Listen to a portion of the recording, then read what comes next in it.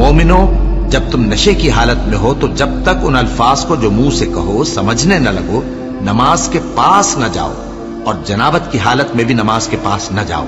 यहां तक कि गुस्ल कर लो। हाँ, अगर बहालत सफर रास्ते चले जा रहे हो और पानी न मिलने के सबब गुस्ल न कर सको तो तयम्मुम करके नमाज पढ़ लो, और अगर तुम बीमार हो या सफर में हो या कोई तुम में से बैतुल खला से होकर आया हो या तुमने औरतों से मुकारबत की हो और तुम्हें पानी न मिले तो पाक मिट्टी लो और मुंह और हाथों का मसा करके तयम्मुम कर लो।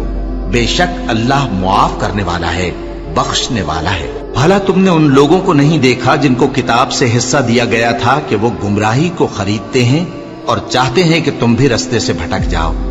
और अल्लाह तुम्हारे दुश्मनों से खूब वाकिफ है,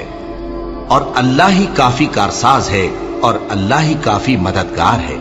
और ये जो यहूदी हैं,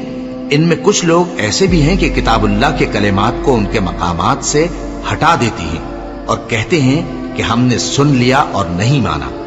और कहते हैं सुनो न सुनवाए जाओ,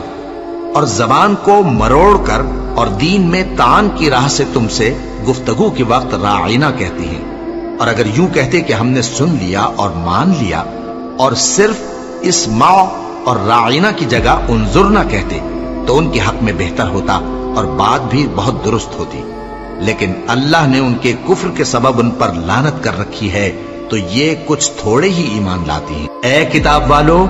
कबल इसके कि हम कुछ चेहरों को मिटा दें और फिर उनकी पीठ की तरफ फेर दें या उन पर इस तरह लानत करें जिस तरह हफ्ते वालों पर लानत की थी, हमारी नाजिल फरमाई हुई किताब पर जो तुम्हारी किताब की भी तस्दीक करती है, ईमान ले आओ।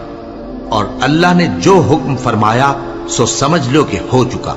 अल्लाह इस गुनाह को नहीं बख्शेगा कि किसी को उसका शरीक बनाया जाए, और इसके सिवा और गुनाह जिसको चाहे मुआफ कर दे, और जिसने अल्लाह का शरीक मुकर्रर किया उसने बड़ा बुहतान बांधा।